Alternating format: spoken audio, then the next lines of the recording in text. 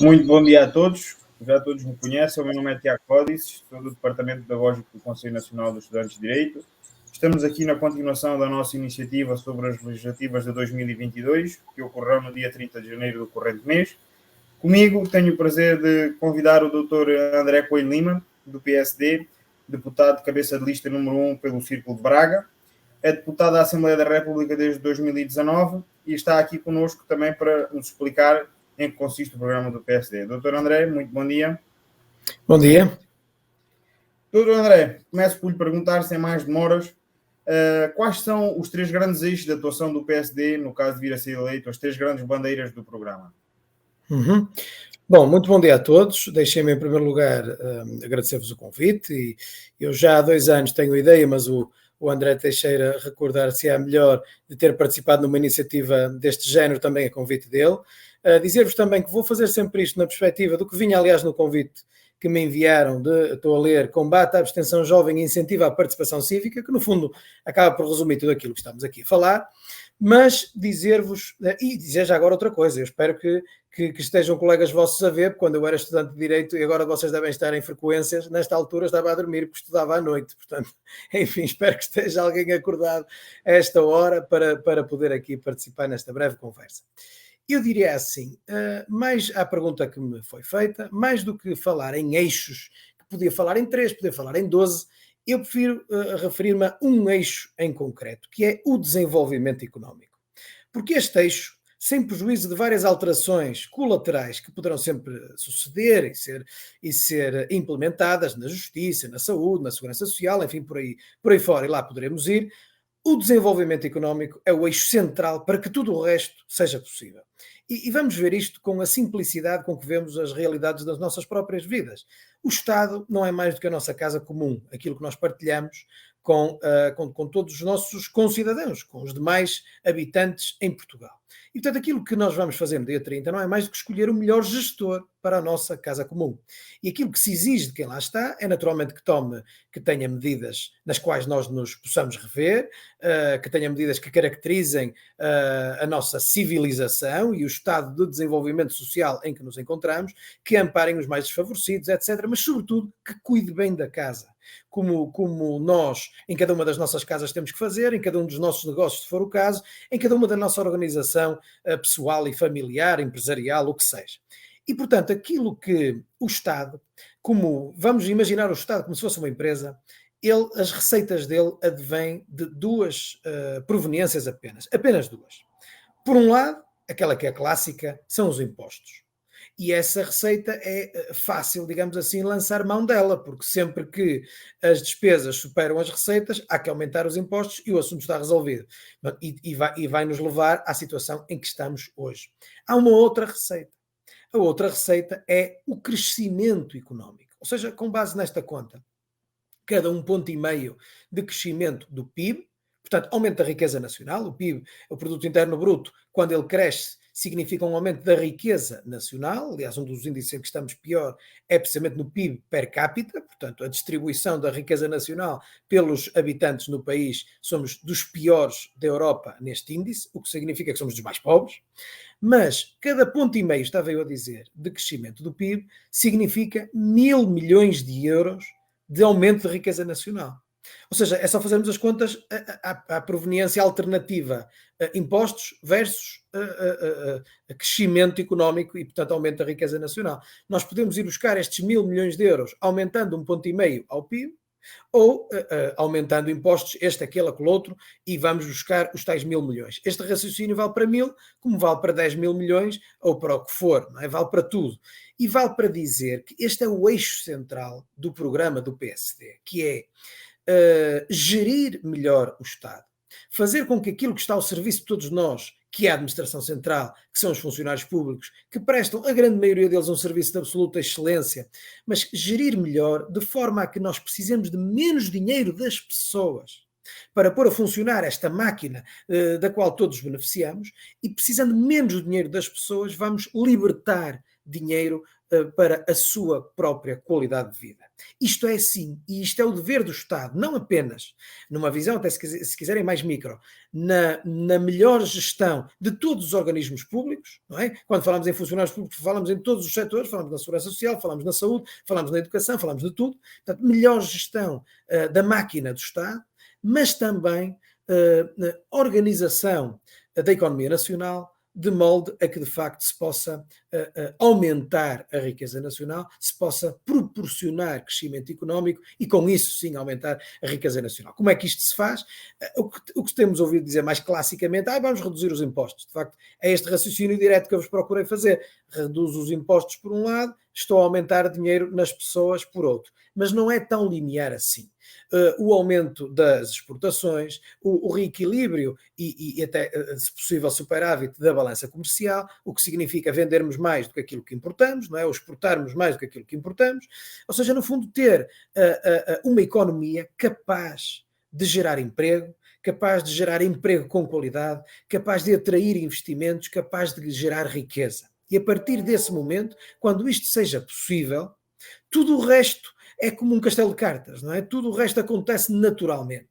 E, portanto, eu diria, se me permites, Tiago, que mais do que estar a escolher 3 eixos, que podia facilmente falar na reforma do sistema político, falaremos já sobre isso a seguir, com certeza, poderíamos falar em propostas para a justiça, podemos falar no que quisessem, mas este é o eixo central que torna tudo o resto possível, porque basta ver, o Dr. Rui Rio não apenas já projetou qual é o montante que prevê de crescimento económico no país no prazo de um mandato, e, portanto, o montante, o que é que liberta, o que é que aumenta em termos de aumento do PIB no país, e depois esse aumento de riqueza, que é aumento de receita para o Estado, que é aumento de montantes financeiros disponíveis no nosso país, este aumento de riqueza, em que é que o distribui? Já disse qual é a parte que vai afetar a redução de impostos, já disse qual é a parte que vai afetar a investimento público. E, aliás, chamo a atenção a isto, porque às vezes nunca esquecer que o PSD é um partido social-democrata, é um partido que acredita na importância da existência do Estado, como aliás se viu agora neste período de pandemia, onde o Estado teve de facto que acudir a pessoas e cidadãos, a cidadãos e empresas enfim, em alturas como esta que acabamos de viver, de certa forma ainda estamos, mas do ponto de vista de impacto económico menos, e portanto, e 65% será para investimento público, precisamente porque demora muito tempo a que o crescimento económico se reflita nas empresas e nas pessoas, demora tempo, e portanto o Estado tem que dar aqui o seu impulso, o seu boost, não é? E aí o investimento público, não sendo a resposta, porque essa foi a resposta nos tempos de governação Sócrates, com os efeitos que vimos, não é? Porque depois era retirar dinheiro de um lado para meter no investimento público sem cuidar da sustentabilidade das contas, mas o investimento público não pode deixar de existir, até porque aquilo que nós precisamos nas nossas comunidades, aquela ligação autoestrada que cada um de vós precisa às tantas no vosso concelho, aquela casa da cultura que é necessária na cidade A ou na cidade B, enfim, investimentos públicos que continuamos a carecer e que também eles têm este efeito, digamos, impulsionador da economia. Portanto, para deixar a conversa fluir, eu preferia focar no desenvolvimento económico como sendo o eixo central da proposta do PSD. É claramente aquilo que mobiliza e motiva o Dr. Rui Rio como candidato a primeiro-ministro, porque é claramente a sua área de formação, é a sua área de especialidade, é onde já tem provas dadas, designadamente na Câmara do Porto, com uma gestão absolutamente exemplar e, no fundo, é também, deixem-me dizer-vos, e com isto termino, a marca do PSD. A governação, vocês não se lembrarão com certeza, do professor Cavaco Silva, que teve 10 anos como primeiro-ministro entre os meados dos anos 80 e meados dos anos 90, foi a governação caracterizada pela criação, vamos lhe chamar assim, da classe média. Era uma expressão que na altura não existia em Portugal. Só havia ricos e pobres, só havia ou gente muito remediada ou gente com muitas dificuldades. A classe média era praticamente inexistente no nosso país. Foi isso que surgiu, que brotou nessa altura e que se tornou maioritário. É isto que nós queremos. É isto que nós queremos porque se discutimos, sem estar a desviar, eu disse que terminava, mas se discutimos, por exemplo, aumento de salário mínimo nacional. Está aqui um bom exemplo do que acabo de dizer. E agora estamos a discutir, que uns são a favor, outros são contra. Ninguém é contra o aumento do salário mínimo nacional. Nós temos países europeus, como vocês saberão, que não têm salário mínimo nacional, a economia fixa, mas são normalmente países com valores de salário mínimo elevadíssimo. Não é isso que defendemos.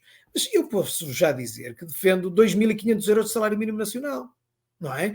Mas isto que importa, eu defender isto, se quem vai pagar são as empresas, ou melhor, não é as empresas. Quem vai pagar não é o empresário A, é o empresário B, é a economia que vai pagar.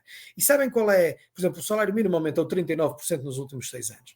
Sabem o que é que isso significou? E vocês que vão entrar no mercado de trabalho têm que saber o que isto significa, naturalmente. Significou o seguinte: nós tínhamos 300 mil trabalhadores portugueses a receber o salário mínimo nacional no ano 2015 e agora no ano 2021 temos quase 900 mil portugueses a receber o salário mínimo nacional. É isto que se chama o nivelamento por baixo. As empresas podem pagar? Claro que podem pagar. É evidente que podem, tanto podem que vão pagar. A questão é que depois não conseguem aumentar os demais, não conseguem premiar o mérito, porque o dinheiro não estica e nivela por baixo. E nós hoje somos quase 1 milhão de trabalhadores portugueses a receber o salário mínimo nacional, quando éramos cerca de 300 mil há 6 anos atrás. Isto não significa que o aumento está mal, que o aumento do salário mínimo está mal. Significa que ele tem que ser correspondente à realidade da economia nacional. Ou seja, significa, numa palavra e para terminar, que a resposta é aquela que estou a dar desde o início, desde que comecei a falar. É de facto o crescimento económico e o aumento da riqueza que traz desenvolvimento e melhoria da qualidade de vida. Muito obrigado, doutor. Já passámos aqui na questão da saúde e relativamente a isso, portanto, o PSD admite que o Serviço Nacional de Saúde foi uma das grandes conquistas da sociedade portuguesa e, como tal, gostaria de o defender. Mas estas reformas do SNS poderiam passar possivelmente por uma privatização em massa ou não, doutor? Não, nisso o PSD é absolutamente defensor de um Serviço Nacional de Saúde público, da manutenção de prestações de saúde públicas e tendencialmente privadas, que é o que está na Constituição, tendencialmente gratuitas, que é o que está na Constituição. Isto, que seja claro. Agora, o que temos o dever eu vou ter bem presente a palavra que vou utilizar, é de não sermos hipócritas. Porquê é que eu estou a dizer isto? A participação de privados no Sistema Nacional de Saúde, no sistema. Portanto, o serviço é aquele que é exclusivamente público, o sistema é o que integra todos os atores. De privados e de empresas do setor social, como as Misericórdias, por exemplo, não tem meia dúzia de anos, tem centenas de anos no nosso país. Nós já passamos por várias governações socialistas, várias, acabamos de passar por uma de 6 anos, com o apoio de partidos do Bloco e do PCP, e que, no entanto, convivem de forma absolutamente tranquila com a existência de um Sistema Nacional de Saúde que inclui hospitais privados. Portanto, eles existem. Ou seja, nós não somos a favor do encerramento dos hospitais privados, como defende o Bloco de Esquerda, nem somos a favor de que eles devam existir como uma realidade paralela ao Sistema Nacional de Saúde. O que somos a favor é de cooperação. O que somos a favor é de complementaridade. E volto a dizer, somos a favor de não sermos hipócritas, porque isto já existe. Repare, nós temos duas coisas, 2 exemplos claros de como isto já existe, para além de nós todos olharmos para hospitais privados, e sabemos que eles existem no sistema e não estão propriamente ilegais, nem existem à margem do sistema. Mas nós temos 2 sistemas. O ADSE. O ADSE é o sistema que é disponibilizado aos trabalhadores do Estado que presta serviços de saúde designadamente em entidades privadas, em muitas entidades privadas. Muitas. E outro é o CIGIC. O que é o CIGIC? O ADC já é antigo, o CIGIC é um sistema recente. O CIGIC é uma estratégia, vamos lhe chamar assim, de combate às listas de espera, na qual o Estado, e muito bem, contratualizou com hospitais privados para que estes façam as cirurgias que os hospitais públicos não conseguem fazer e, naturalmente, depois entra em contas com o Estado. Portanto, deixem-me fazer-vos assim uma pergunta. O que é que interessa ao cidadão A ou ao cidadão B se quem paga o ordenado ao médico que o vai atender e ao enfermeiro que o vai atender é o Grupo Melo ou é o Estado Central? O que é que isto interessa? Não tem interesse nenhum. O que tem interesse, aquilo que é o nosso dever, não é perdermos-nos em debates ideológicos estéreis, que não nos levam a lado nenhum, é sim termos o dever de organizar o sistema de modo a que ele possa servir as pessoas. Eu dou outro exemplo também muito claro. Aqui, vocês também não se lembrarão, na governação Sócrates foram encerrados os centros de saúde um pouco por todo o país interior. E a lógica que era utilizada na altura era esta. Não há pessoas que justifiquem ter aberto um centro de saúde acolá. Ainda não havia unidades de saúde familiares, que são formas complementares ou alternativas de gestão dos centros de saúde, como vocês sabem. Também isto, formas privadas, não é? Ou seja, isto foi criado por um governo do Partido Socialista e no fundo temos hoje em dia de centros de saúde e USFs. As USFs não são mais do que pessoas que recebem ordenado do Estado, mas têm uma gestão privada nos centros de saúde. Mas pronto, isto eram parênteses. Na altura fechou-se os centros de saúde no interior do país. E eu lembro, era mais novo, não é? E eu dizia assim para mim, até pensava assim, coisa que se calhar vocês pensam muitas vezes sobre muitos assuntos que vêm nas notícias, assim, pá, esta sou eu que estou aqui a ser estúpido, mas isto não faz sentido nenhum. Qual é o sentido que tem o Estado sair do sítio onde ele faz falta e vir para Lisboa, para o Porto, para Guimarães, para os sítios onde ele não faz falta? Onde aí sim pode haver respostas privadas que deem a resposta desde que nunca falte os cuidados, ou faltem os cuidados de saúde a quem deles precisa, e desde que nunca se permita que alguém não tenha cuidado de saúde por não ter dinheiro para os poder suportar. Isto é, para nós é linha vermelha.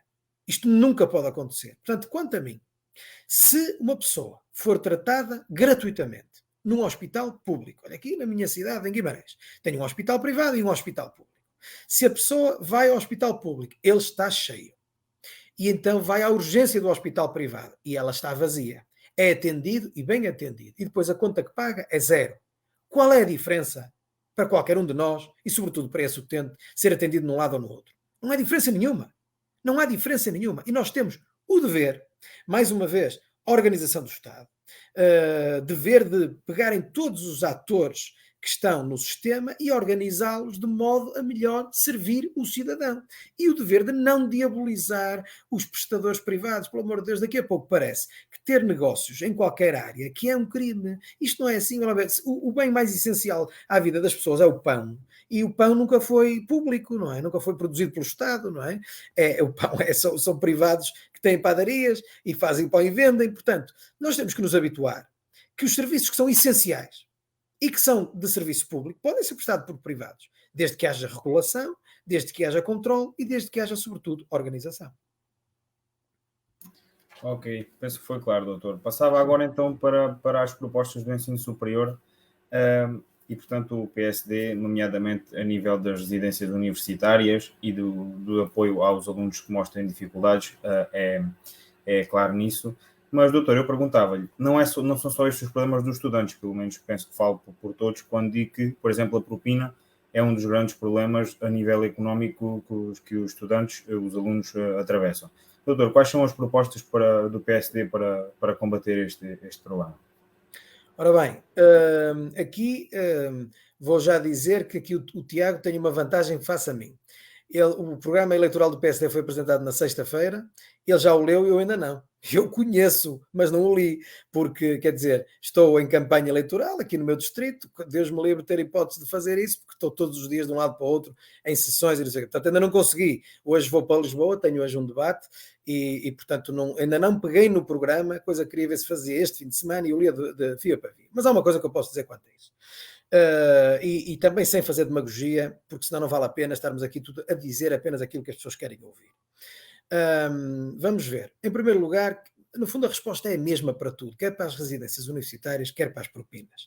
Aquilo que nós temos que assegurar é que o ensino esteja ao dispor de todos e que qualquer pessoa, viva onde viver, possa, pelas suas capacidades, se conseguir, atingir qualquer posição neste país.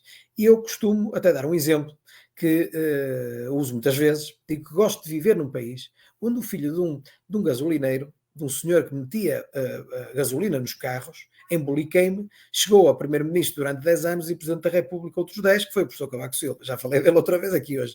Mas, porque de facto estamos a falar de um exemplo máximo quase da meritocracia, de uma pessoa que não vem, não tem propriamente ascendências, enfim, que lhe abrissem portas, vem de não vive em Lisboa e no Porto, vive em Boliqueiro, no Algarve, numa ponta do país, numa zona que era bastante mais subdesenvolvida na altura em que ele lá nasceu do que é hoje, e, no entanto, conseguiu se ingrar e atingir todos os lugares possíveis neste país. Este é o modelo que nós temos que ter. E a partir daí, todo o intrincado esquema organizacional tem que ser em volta deste modelo. Agora, por exemplo, não haver propinas não é ser justo, é ser injusto.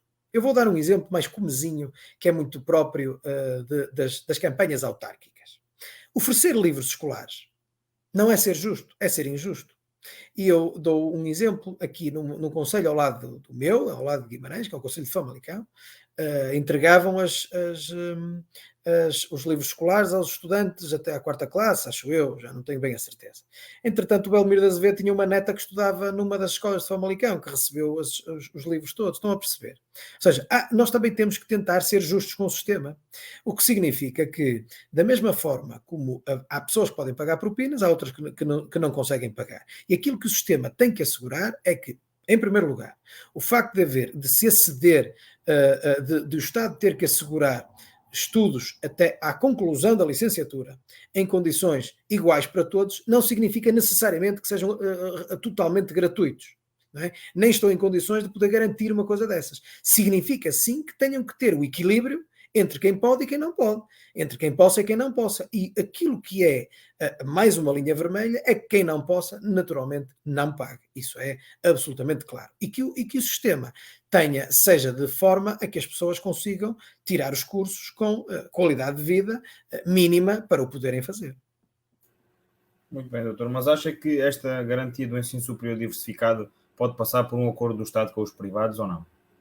Também, eu acho que da mesma forma, aliás, aquele raciocínio que utilizei aqui no sistema de saúde, ele deve ser utilizado em tudo, na educação, quer ao nível do ensino universitário, que é o que estamos aqui a falar, onde há muitas ofertas de ensino privado, mas também no ensino secundário, não é? E eu não quero aqui entrar naquela velha questão dos contratos de associação, não sei bem se é essa a resposta. O que eu sei é que tem que haver esta articulação. Por exemplo, eu dou-vos eu se querem que vos diga, deixem-me pegar no exemplo dos contratos de associação para isto.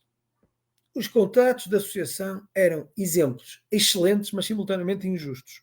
Vou-vos dizer porquê.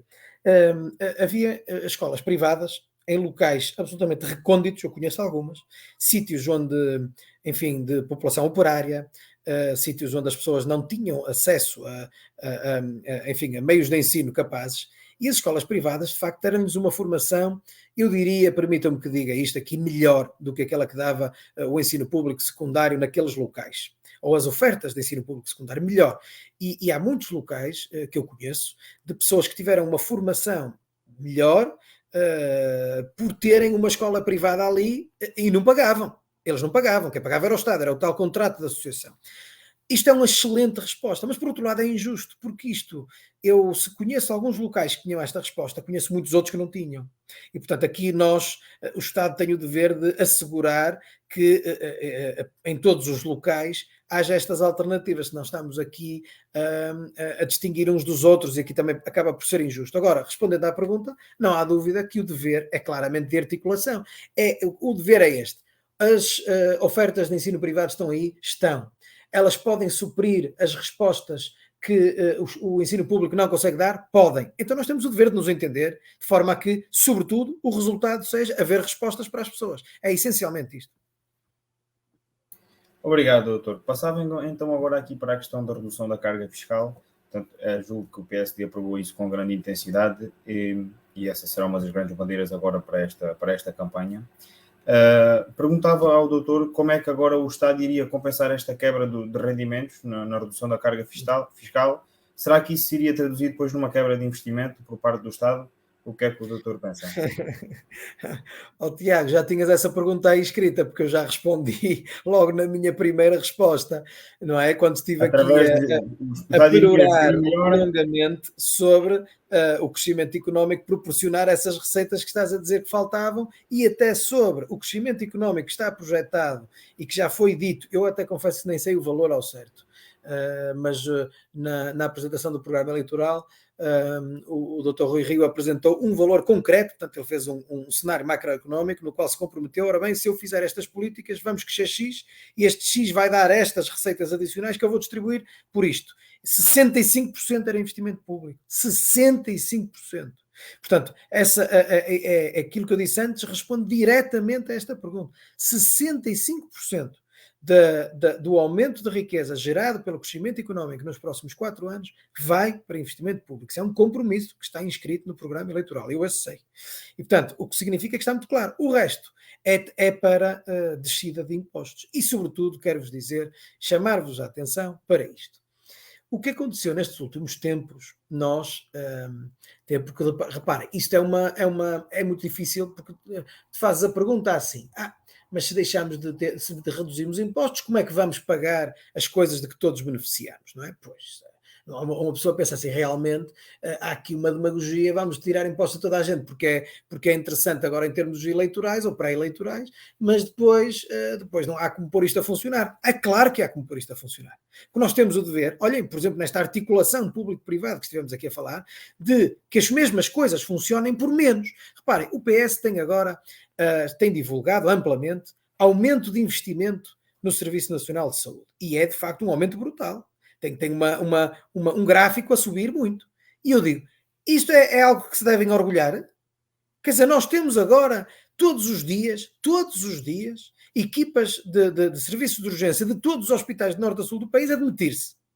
Temos toda a gente, e não é por causa da pandemia, é por causa das condições de trabalho. Ou seja, nós estamos a tirar com dinheiro para cima dos problemas e não estamos a ter uma resposta.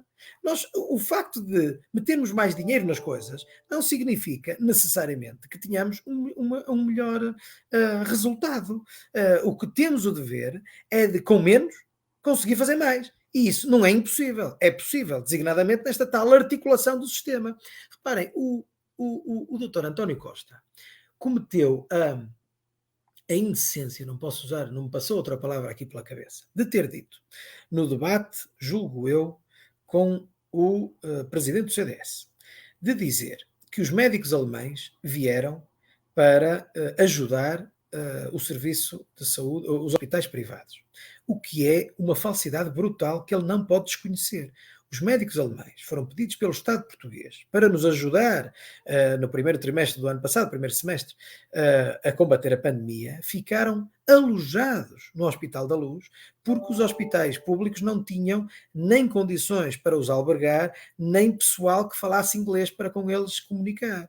E, portanto, tiveram que ir para ali. Aqui está um exemplo de complementaridade positiva de um hospital privado poder dar uma resposta para ajudar o Serviço Nacional de Saúde, ou seja, para ajudar o país, e o Primeiro-Ministro ainda tem a ingratidão de vir dizer, que no fundo é uma falsidade, não é só uma ingratidão, de vir dizer que os médicos vieram ajudar os hospitais privados. Portanto, isto para vos dizer assim, se a resposta para o investimento público, é a pergunta que me fizeste, fosse aumentar impostos, meus amigos, nós daqui a pouco não fazíamos nada. Vocês ainda não pagam impostos. É por isso que fazem essa pergunta. Porque quando pagarem impostos e perceberem que uma pessoa que ganha medianamente, paga quase 50% de impostos, estamos até junho a trabalhar, até o dia 30 de junho, a trabalhar para o Estado.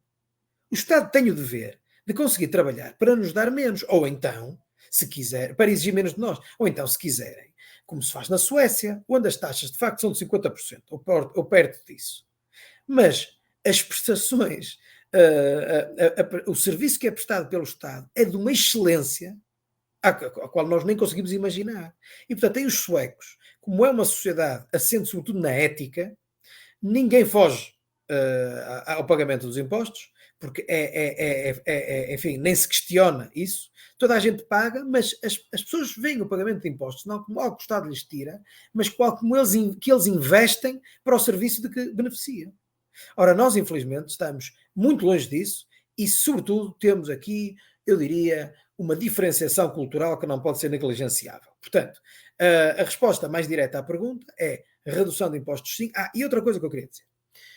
O Partido Socialista, nestes 6 anos, aumentou a carga fiscal mais do que os governos da Troika. Mais. Portanto, a carga fiscal era de X, eu tenho para aqui num dos gráficos o valor, aumentou ainda mais um ponto percentual em governos de esquerda. Mas como é que aumentou? Aumentou nos impostos indiretos. E vocês, para quem já teve direito fiscal, sabem que tem os impostos diretos.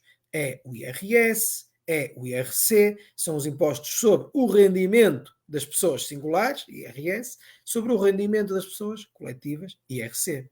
Os impostos diretos são progressivos. O nosso sistema fiscal é progressivo. E só os liberais é que não acreditam na progressividade do sistema fiscal. Nós, sociais-democratas, naturalmente acreditamos nisso. O que é que isto quer dizer? Quer dizer que quem mais ganha, mais paga, não é? Quem tem mais paga uma taxa de 50, quem tem menos paga uma taxa de 10 ou taxa nenhuma, não é? É assim. Um sistema progressivo é um sistema socialmente justo. Mas os impostos indiretos não têm progressividade. Têm uma taxa. O IVA é o clássico, não é? A taxa de IVA é 23%. E quem vai a um supermercado, seja o homem mais rico do país, seja o mais pobre, se vai comprar um produto que está lá, vai pagar 23% de IVA sobre ele. Paga o mesmo imposto. Portanto, é um imposto socialmente cego, porque paga igual o rico e paga igual o pobre. Ora, não deixa de ser surpreendente que todos os aumentos de impostos que foram ocasionados pelo governo do Partido Socialista com o apoio do Bloco de Esquerda e do PCP, todos foram impostos indiretos. Ou seja, impostos socialmente cegos. O imposto sobre os produtos petrolíferos que vocês pagam todos ao meter gasóleo ou gasolina nos vossos carros é um exemplo de um imposto indireto. E há mais. O IVA é outro, que é mais fácil para se perceber, mas não deixa de ser paradoxal que um governo que se diga de esquerda e com preocupações sociais, os impostos que aumentou são aqueles que não têm progressividade, ou seja, não têm preocupação de justiça social. Ok, doutor. Muito bem. Passava então agora à questão da justiça e julgo que nessa questão o PSD defende uma grande prioridade como combate à corrupção. Doutor, acha que este combate à corrupção podia passar pela criminalização do enriquecimento ilícito ou é uma proposta que no momento não está em cima da mesa? Está em cima da mesa, que foi aprovada na Assembleia da República agora nos últimos 2 meses, quase 2 meses, no último mês. O Parlamento fechou, quando é que fechou? Já não me lembro, se foi no início de novembro, já me lembro, mas no último mês, nas últimas semanas, isso passou pela minha comissão, pela Comissão de Transparência, enfim, percebam, eu sou coordenador do PSD na Comissão de Transparência, ou seja, o Parlamento está organizado em 14 comissões especializadas, de acordo com os diferentes temas, e tem, digamos, uma espécie de os coordenadores são uma espécie de um líder parlamentar dos partidos em cada uma das comissões. E eu sou coordenador do PSD na Comissão de Transparência e o enriquecimento ilícito passou por lá. E, portanto, foi aprovado, já está em vigor, sensivelmente nos termos da proposta do Dr. Manuel Soares, ou seja, que é o presidente da Associação Sindical dos Juízes Portugueses, e sim, no fundo, a ideia base, nós estamos obviamente de acordo com a ideia base, que é a base, a ideia de nós termos o dever de declarar o património adicional que temos, ou de declarar a sua proveniência. Resumidamente é isto, não é? Ou seja, temos o dever de que uma pessoa que tem declarado um vencimento de 1.500 euros por mês, se aparecer com um Porsche, isto não se percebe. E, portanto, a forma mais fácil de se explicar é esta, não é? E, portanto, as pessoas têm que poder explicar porque é que de onde lhe veio o dinheiro para poder pagar aquilo, porque há de ter vindo, eu disse várias vezes, eu não tenho problema nenhum em dizer, porque se for de herança, se eu recebi uma herança, não tem problema nenhum, se eu tinha um avô com muito dinheiro e que me deixou €500 mil, eu comprei um Porsche, eu não devo nada a ninguém, não é? Portanto, eu tenho, o que eu devo à sociedade é dizer que o dinheiro é de proveniência lícita. Isso sem dúvida, não é?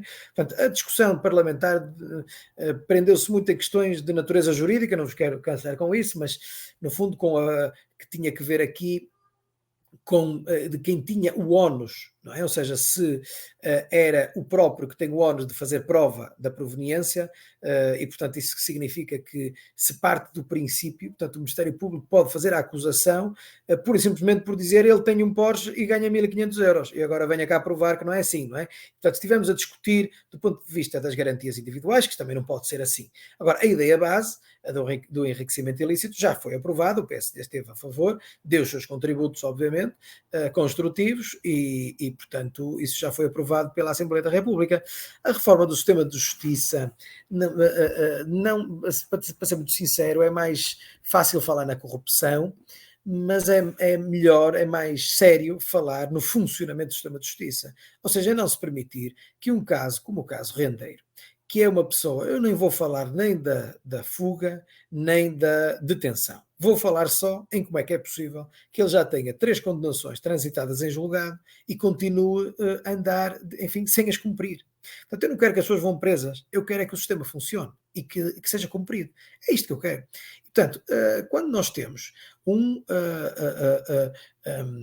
uma série de casos que eu reconheço, até sobretudo sendo advogado, a sua enorme complexidade e reconheço a dimensão garantística do Código Processual Penal, mas de facto nós temos que nos confrontar com esta realidade, e eu no outro dia vi defendido isto, enfim, quando uma pessoa estuda direito, imagina que aquilo é assim e não se pode alterar, e portanto às vezes até interessa sair um bocadinho desse mundo fechado para perceber que aquilo que para nós é dogmático às tantas não é tanto assim, mas vi alguém defender alguma coisa que, por incrível que pareça, eu nunca tinha pensado nisso, que é acabar com a fase de instrução no processo penal.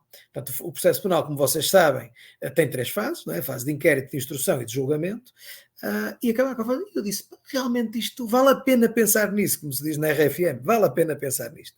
Que é, porque qual é eu lembro-me bem de quando estava a direito, o fundamento da existência da fase de instrução é porque, como o julgamento tem um juízo de censurabilidade social maior, não é? É preciso dar uma garantia de proteção ao arguido para que possa, enfim, ele é acusado por um Ministério Público e então tem ali um pré-julgamento para poder dizer, opá, veja lá se não se enganaram.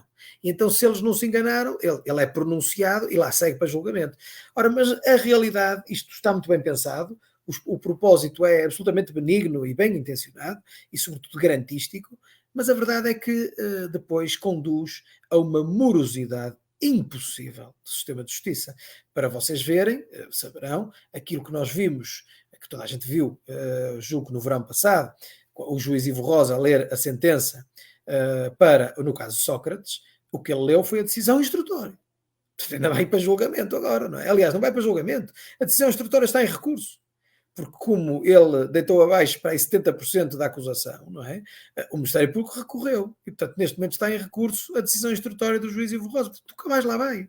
Portanto, e quando mais começar o julgamento. Portanto, o que vale a pena é pensarmos no sistema processual, do ponto de vista da eficiência da sua resposta. Então, no processual civil nem se fala. E também, sobretudo, do ponto de vista de alguma moralização, porque quando falamos em atrasos, o sistema processual mais atrasado de todos é o direito privado do Estado, que é o processo administrativo, não é? O direito administrativo é um direito onde só anda ao Estado, os tribunais administrativos só lá anda ao Estado, é o cidadão contra o Estado, são processos fiscais, são processos, enfim, de expropriações, são processos em que o cidadão leva com o Estado à sua frente, não concorda, e mete uma ação ao Estado, tem todo o direito de o fazer. E estes processos são os que duram 7, 8, 10, 12 anos, 15 anos. Isto é inacreditável. O Estado tinha o dever daqueles que são os processos que o julgam a si próprio, serem até os mais céleres, e não como acontece, os mais atrasados. Portanto, o fundamental na resposta à justiça não é só o combate à corrupção, até porque, sejamos sérios, este combate faz-se muito com os meios que são disponibilizados aos órgãos de polícia criminal que estão no terreno, a Polícia Judiciária, o Ministério Público, com recurso aos órgãos de polícia criminal, e portanto, isto é por aqui que se combate a corrupção, essencialmente, não é pelo incremento das penas, não é? Não é não é por aqui, não é pelas alterações nos códigos penais, é pela investigação criminal, é pela organização da investigação criminal e é sobretudo pela celeridade do sistema de justiça, que é isso que é importante nós conseguirmos assegurar aos portugueses. Muito obrigado, doutor. Portanto, agora passava aqui à reforma legislativa. Portanto, o PSD propõe uma redução do número de deputados, de 230 para 215, e uma uniformização dos mandatos, portanto, legislativos e autárquicos de 4 para 5 anos. Eu, basicamente, gostava de lhe perguntar ao doutor se nos podia fazer uma breve síntese no que consiste esta reforma legislativa que o PSD propõe.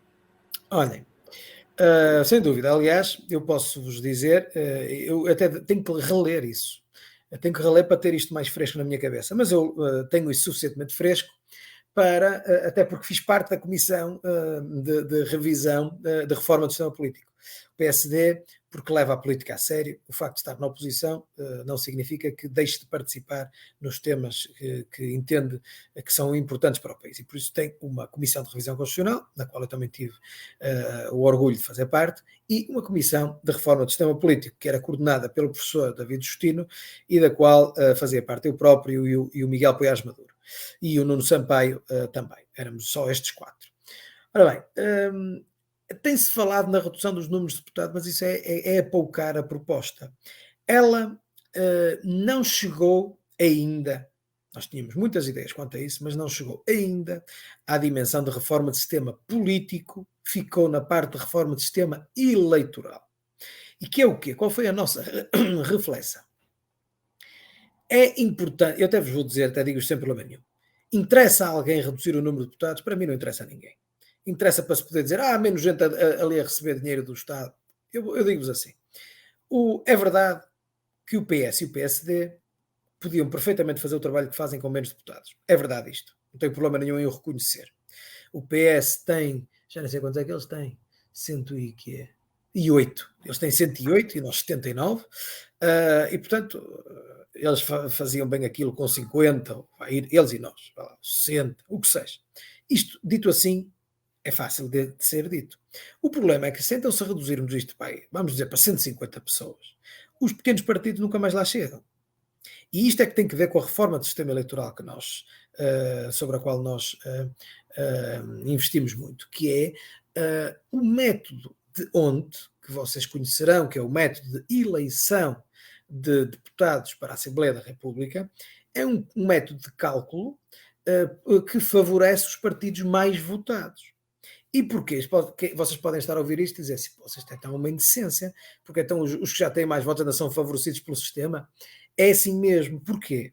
Por uma questão de governabilidade. Ou seja, porque se considera que o que é mais importante para o funcionamento de um país não é ter 30 partidos representados na Assembleia da República lá todos aos berros. É ter uma forma de se poder, disto andar para a frente, de haver um governo, de haver apoios, de haver equilíbrio, de haver estabilidade.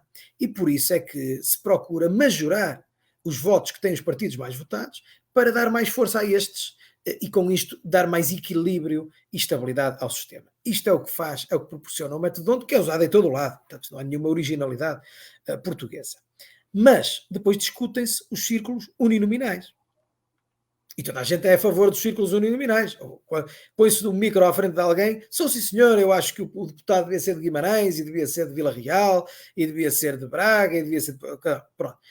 Eu não sou a favor dos círculos uninominais, digo já. E porquê? Eu não sei o que é que se ganha com isso.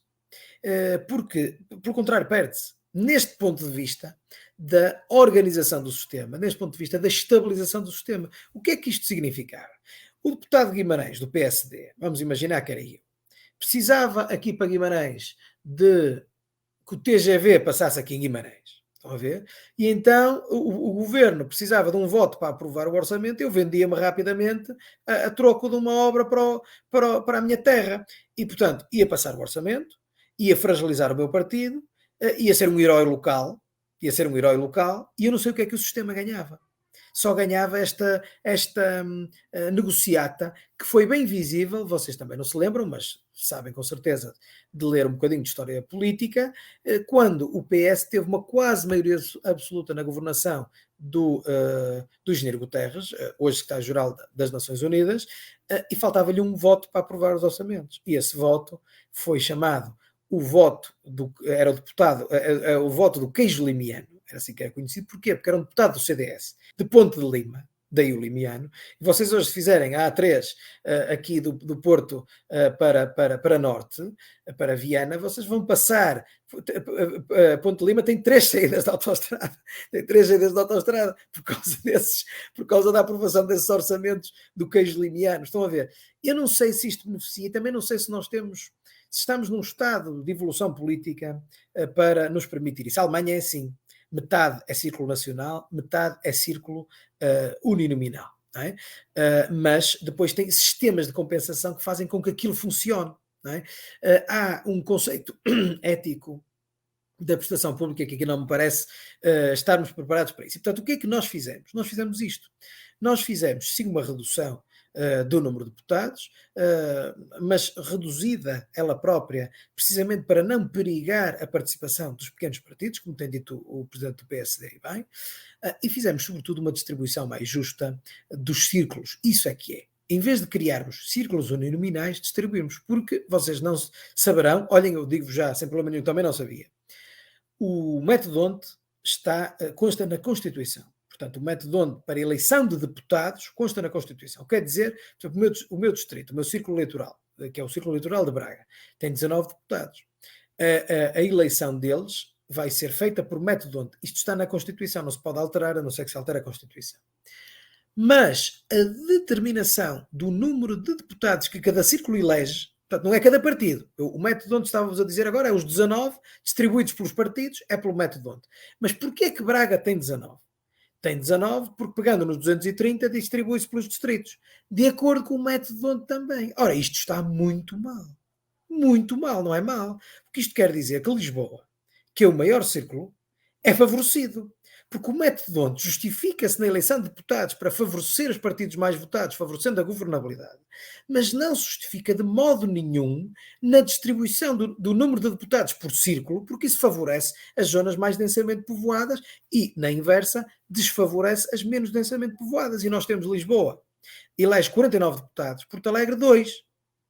Ora, no nosso sistema, nós repartimos os círculos maiores, a saber, Lisboa, Porto, Setúbal, Braga, Aveiro, que são os que elegem mais. Ora, Braga é 19, Setúbal é 18, eu julgo que Aveiro é 16, os outros é tudo muito abaixo.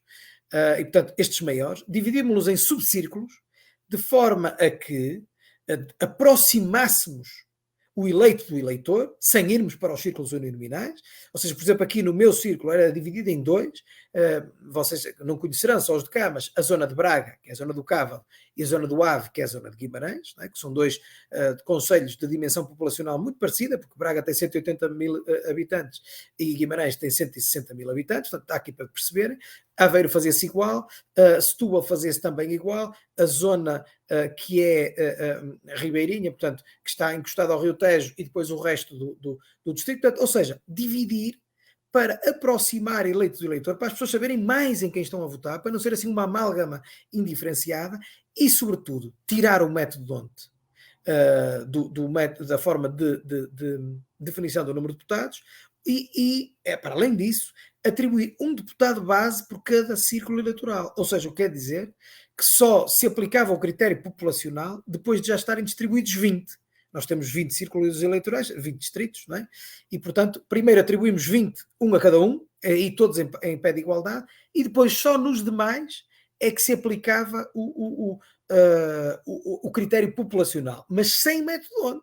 Ou seja, Lisboa tem o número de deputados correspondente à sua população, também não tem menos, mas não tem um método que ainda vai majorar esse mesmo sistema. Portanto, com isto, e para terminar, o nosso objetivo é fazer uma reforma do sistema eleitoral que aproxime mais os eleitos dos eleitores sem ir aos círculos uninominais, que faça equivaler mais os círculos uns aos outros, não termos um círculo que tem 2 e o outro que tem 49, que é uma desproporção gritante, e que traga maior coerência e equilíbrio aos mandatos, como aliás disseste na tua pergunta, que é aumentando o mandato do Presidente da República, aumentando os mandatos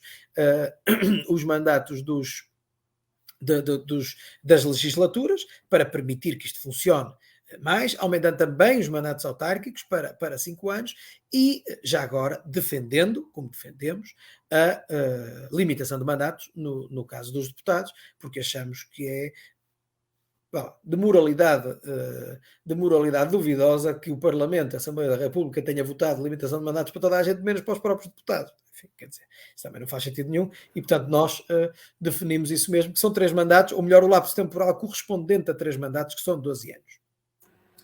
Ok, doutor. Agora, mas queria lhe perguntar ainda sobre esta proposta, no que é que se pode reverter este combate da abstenção através da valorização dos votos brancos? Como é que isso seria feito?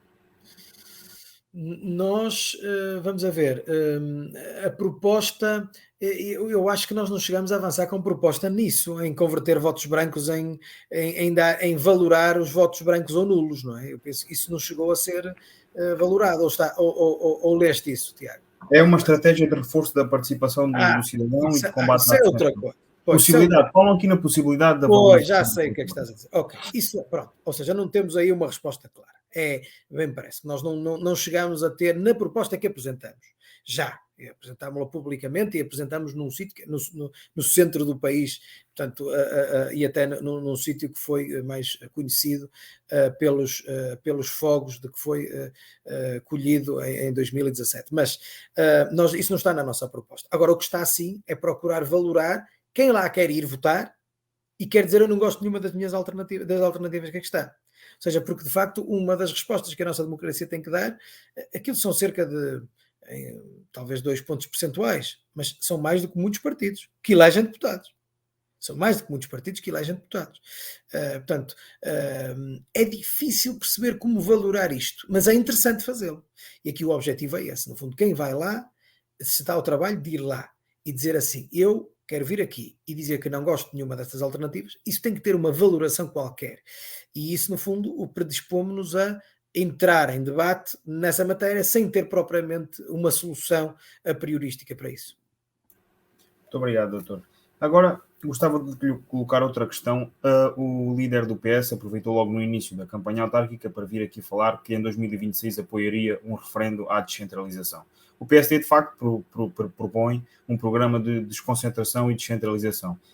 Acha que o partido podia apoiar um novo referendo, como já aconteceu aqui há 20 e tal anos, um novo referendo à descentralização, uma vez que está consagrada na Constituição?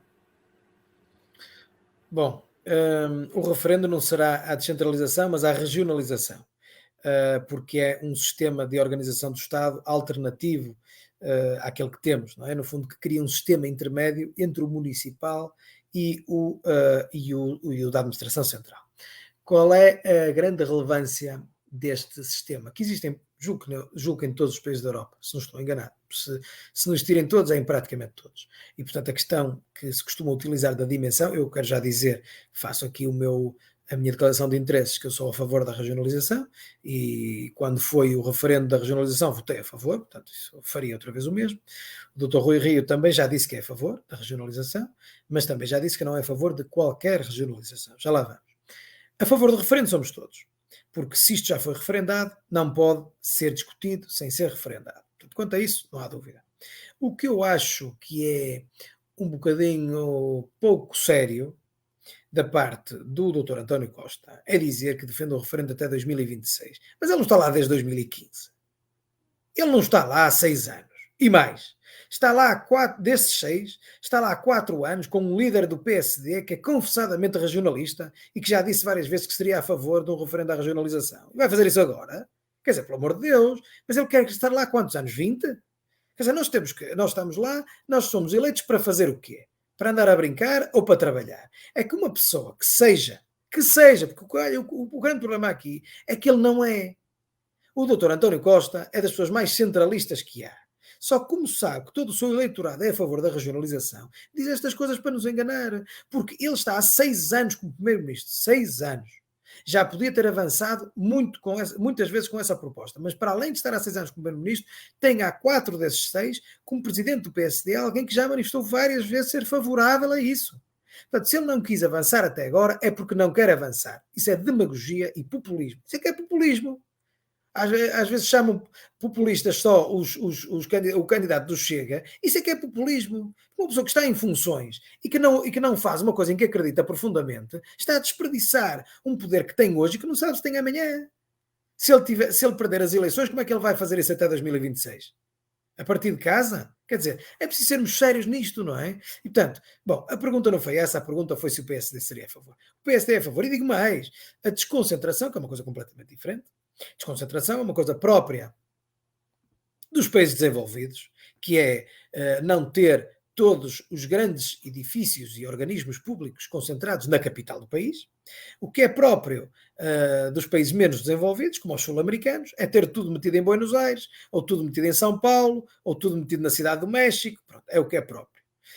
O que é próprio da Holanda é ter a capital política num país, a capital administrativa num país, numa cidade, administrativa noutra, outra é capital turística, enfim, tudo. E depois funciona tudo em rede.